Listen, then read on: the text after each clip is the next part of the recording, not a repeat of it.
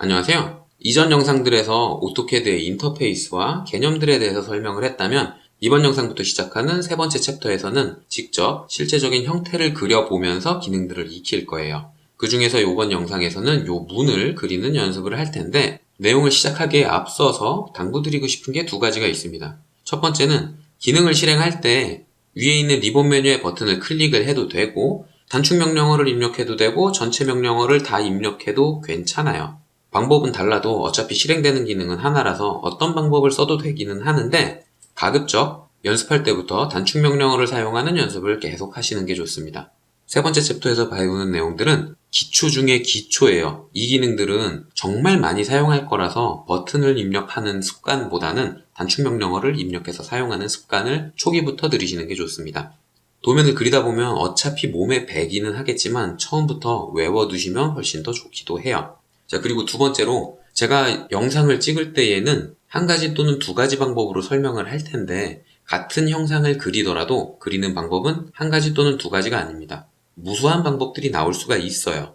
똑같은 형태를 그리더라도 여러 가지 방법을 사용할 수가 있습니다. 그런 것들도 곁들여서 설명을 하기는 할 텐데 제가 설명하는 것 외에 다른 방법으로 그려보거나 아니면 인터넷에서 구할 수 있는 수많은 예제 도면들을 그려보는 연습을 하면서 본인만의 스타일을 만들어 가시는 것도 좋은 방법 중에 하나예요.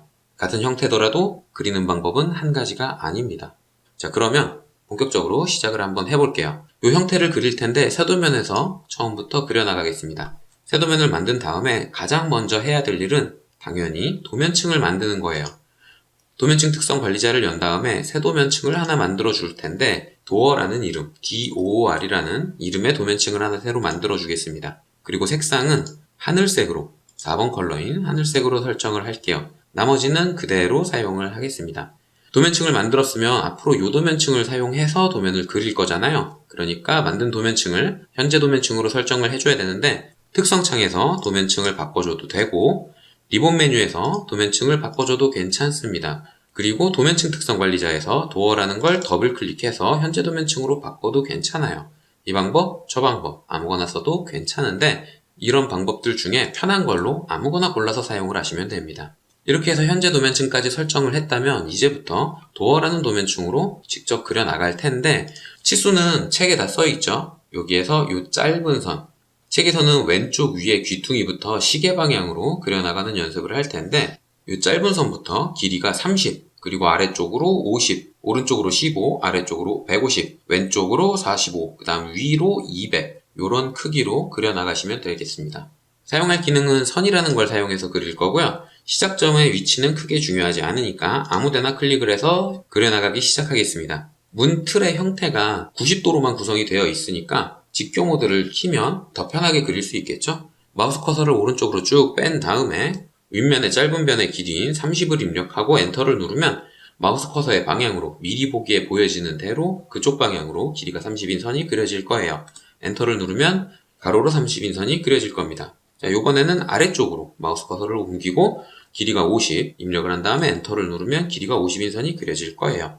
이런 식으로 주어진 치수대로 오른쪽으로 입력하고 15를 입력한 다음에 엔터, 아래쪽으로 입력하고 150을 입력하고 엔터, 왼쪽으로 옮긴 다음에 45를 입력하고 엔터, 이런 식으로 하나씩 그려주면 되는데 마지막 선을 그릴 때에 객체 스냅을 잡아서 정확한 끝점을 마우스 왼쪽 버튼으로 클릭을 해도 되고 거리값인 200을 입력해도 되기는 하지만 이런 식으로 마지막 변을 그릴 때에는 옵션인 닫기를 사용을 하시는 게 훨씬 더 좋습니다. 이게 라인에서는 크게 차이가 안 나지만 폴리선에서 디테일한 차이가 나요. 게다가 클릭을 한다거나 객체 스냅을 쓸 때 실수로 미세하게 벌어지는 경우도 가끔 있거든요. 그런 가능성을 아예 배제하기 위해선 닫기 옵션을 사용하면 깔끔하게 마무리를 할 수가 있습니다. 이렇게 해서 완벽하게 닫혀 있는 팔곡선을 하나 그렸어요. 그러면 요번에는 문짝을 그려보겠습니다. 이 문에서 이 전체적인 형태에서 문짝은 세로로 서 있는 거 하나, 가로로 누워 있는 거 하나 이렇게 두 개가 있는데 둘 다 그려도 되고 하나를 그려놓고 회전시켜도 돼요. 반대로 가로로 누워있는 걸 그려놓고 반시계 방향으로 회전을 시켜도 됩니다. 이런 식으로 그려도 되고 저런 식으로 그려도 되는데 저는 기능을 최대한 많이 쓰기 위해서 직사각형이라는 기능과 회전이라는 기능 이 두 가지 기능으로 문짝을 완성을 해볼 거예요. 물론 이 문짝 자체도 선이라는 걸로 그려도 되기는 하지만 사각형을 워낙에 많이 쓰기 때문에 독립적인 직사각형이라는 기능이 구비되어 있습니다. 전체 명령어는 rectang이고요. 단축 명령어는 앞에 세 글자 rec예요. r이라는 기능은 리드로우의 단축 명령어고 re라는 건 regen, 화면에 보이는 객체를 재생성할 때 사용하는 단축 명령어거든요.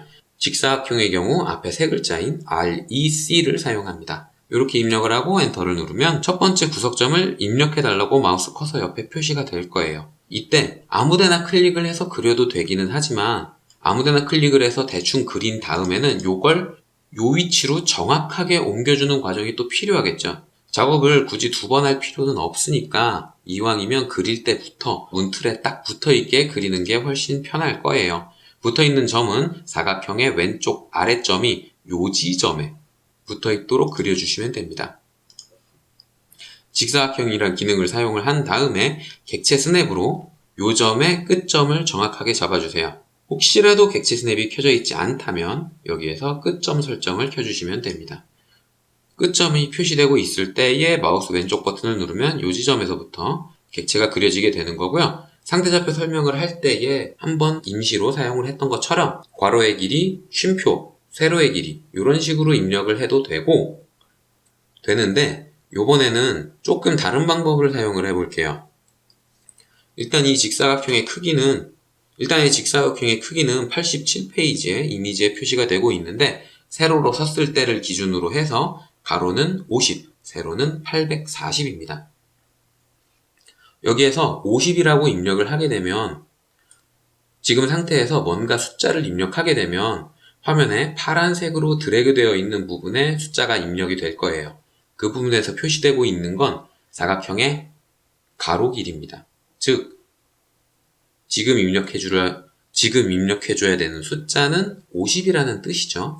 이렇게 입력을 하고 쉼표를 눌러도 쉼표를 입력해서 상대좌표로 입력을 해도 되기는 하지만 탭을 누르면 표시되고 있는 다른 숫자를 수정을 할 수가 있어요. 이 상태에서 탭을 누르게 되면 이렇게 높이 값을 수정을 할 수 있게 됩니다. 50이라는 숫자는 고정이 되어 있는 거죠. 이 상태에서 다시 한번 탭을 누르면 50이라는 숫자를 또 수정을 할 수 있게 마우스 커서 옆에 표시되는 인터페이스가 바뀔 거예요. 45를 입력하고 탭을 누르고 다시 한번 탭을 눌러서 50으로 입력하고 탭을 누르고 이런 식으로 가로와 세로를 탭을 눌러서 번갈아 가며 수정을 할 수가 있는 거죠. 가로의 길이를 50으로 입력을 했다면 세로의 길이는 840으로 입력을 해주면 됩니다. 그리고 다시 탭을 누르면 형태가 고정이 될 거예요. 이렇게 그리는 게 맞다. 그러면 엔터를 눌러주면 됩니다. 이렇게 그리고 나서 객체를 선택을 해보면 사각형 전체가 하나의 객체로 선택이 될 거예요. 특성창을 살펴보면 맨 위에 표시되고 있는 게 폴리선이라고 표시가 되고 있어요. 요 칸에 표시되는 건 객체의 유형이 표시가 되는 건데 사각형이라는 기능을 사용했지만 객체의 유형 중에는 사각형이라는 게 없습니다. 설명에도 써있듯이 직사각형 폴리선을 작성을 하는 거예요. 폴리선이라는 기능으로 썼을 때랑 동일한 유형이 작성이 된다는 건데 이 폴리선이라는 건 여러 개의 선이 한 붓 그리기 형태로 묶여있는 객체라고 보시면 됩니다. 이것도 나중에 폴리선이라는 기능을 쓸 때 설명을 할 테지만 직사각형이라는 기능을 썼다고 해서 직사각형이라는 게 작성되는 게 아니에요. 객체의 유형은 직사각형이라는 게 없고요. 폴리선이라는 게 작성이 됩니다. 자, 이렇게 하나를 작성했으면 가로로 누워있는 문짝도 그려줘야겠죠. 같은 방법으로 직사각형으로 그려줘도 될 거예요. 앞에서 사용했던 기준점을 그대로 사용을 해도 되지만 그 밑에 있는 걸 사용해도 괜찮습니다. 어차피 가로로 840, 세로로 50 혹은 요걸 기준으로 해서 840, 아래로 50 요렇게만 그려줘도 되는 거니까요.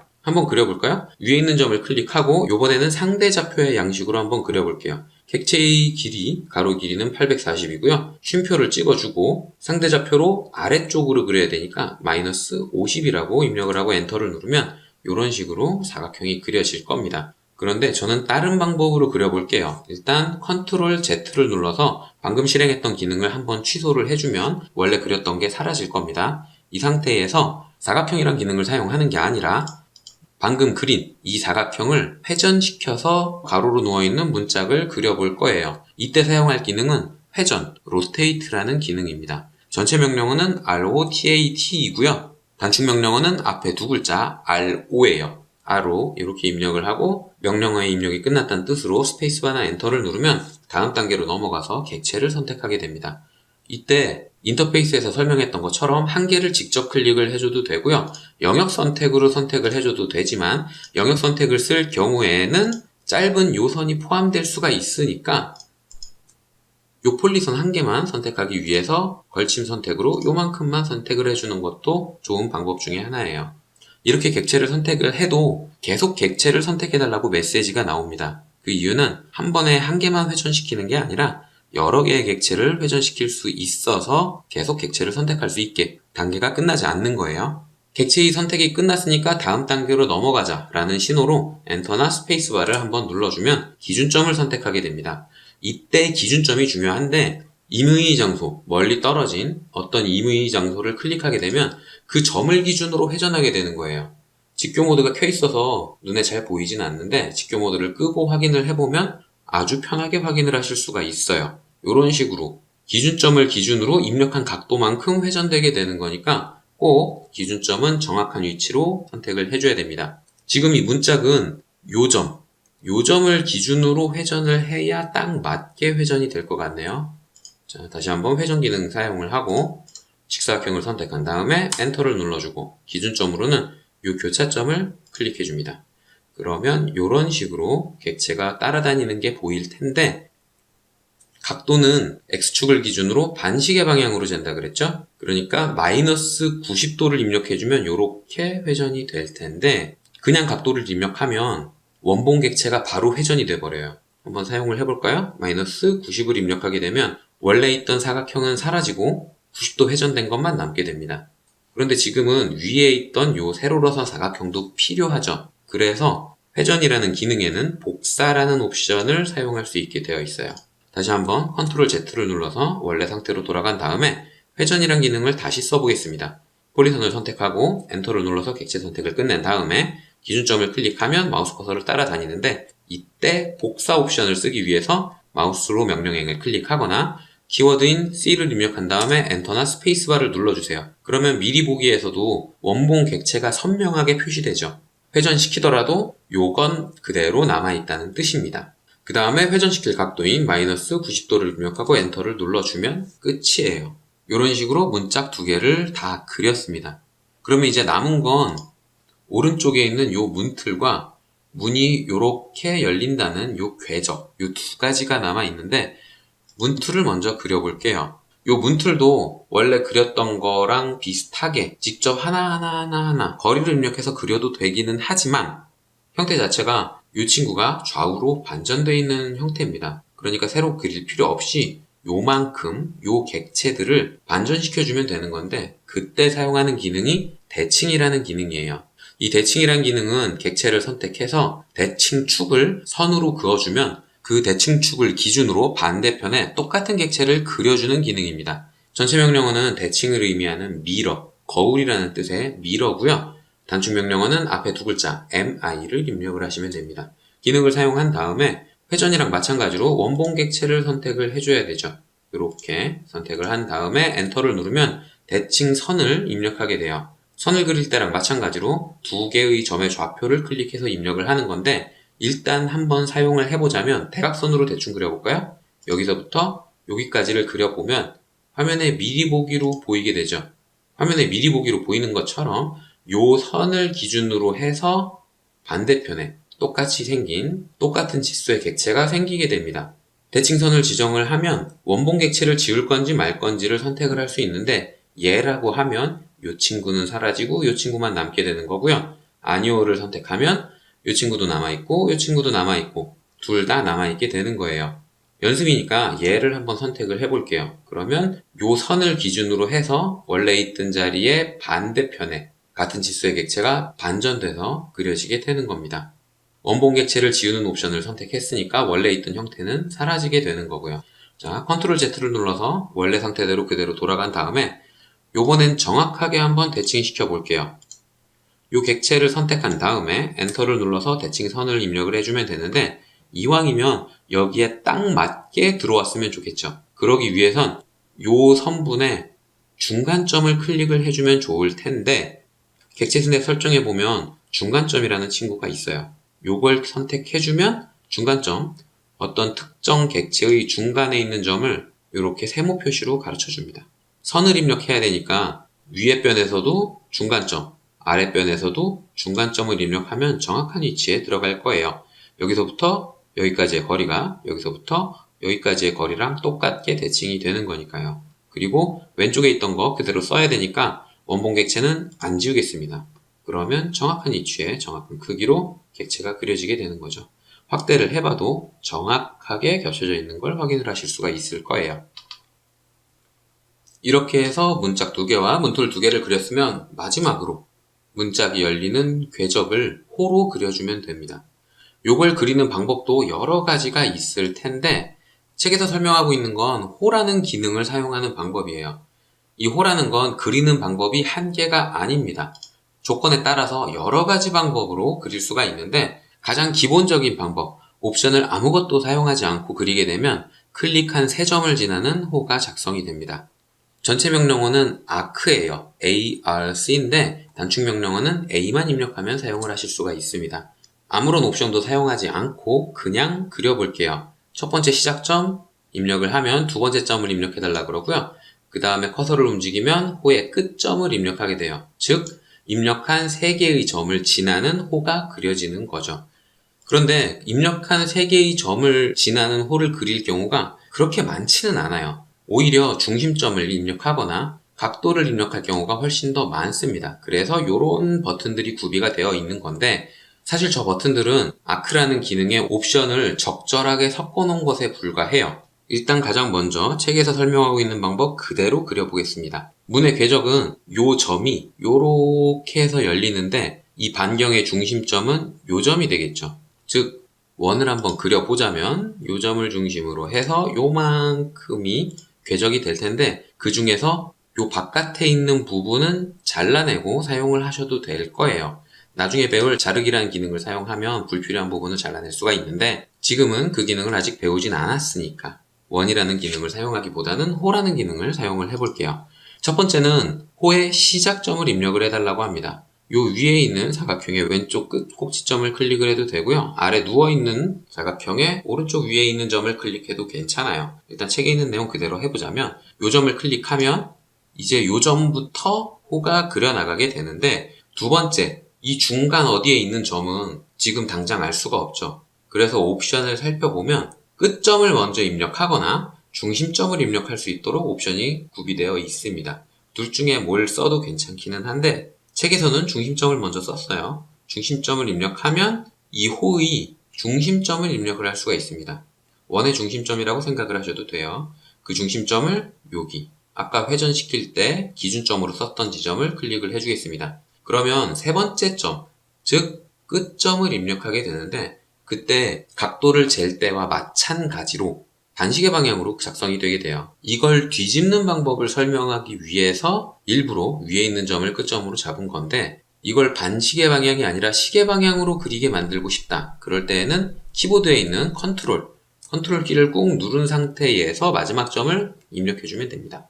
이런 식으로 객체 스냅을 끝점을 잡고 클릭을 해주면 시계 방향으로도 그릴 수가 있어요. 명령 행에도 이렇게 표시가 되고 있죠. 번역이 조금 어색한 감이 있기는 하지만 컨트롤 키를 누른 상태에서 방향 전환이라고 이런 식으로 알려주기도 해요. 이걸 설명하기 위해서 제가 일부러 위에 쪽에 잡은 건데 다른 방법으로도 그려보겠습니다. 호라는 아크라는 기능을 실행을 하고 시작점을 이번에는 아래쪽에 잡을게요. 그 다음에 두 번째 점 선택을 해줄 수가 없으니까 끝점을 사용을 해서 끝의 점은 여기다.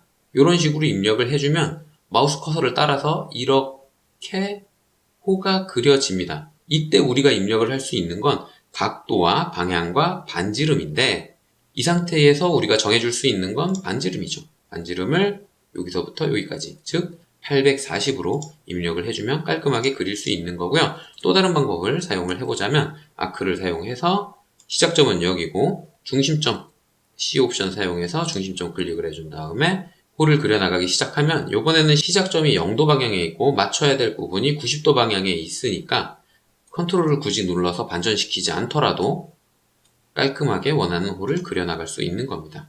이런 식으로 호를 그릴 때에는 여러 가지 방법이 있는데 이건 옵션 키워드를 사용을 하는 거라서 처음 써볼 때에는 좀 어색할 수가 있어요.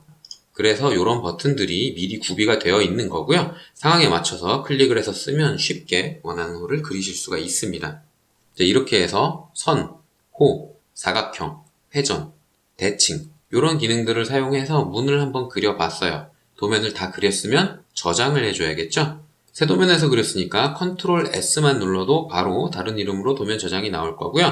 예제 파일이 있던 폴더에 그대로 도어라는 DOOR이라는 이름의 도면으로 저장을 하겠습니다.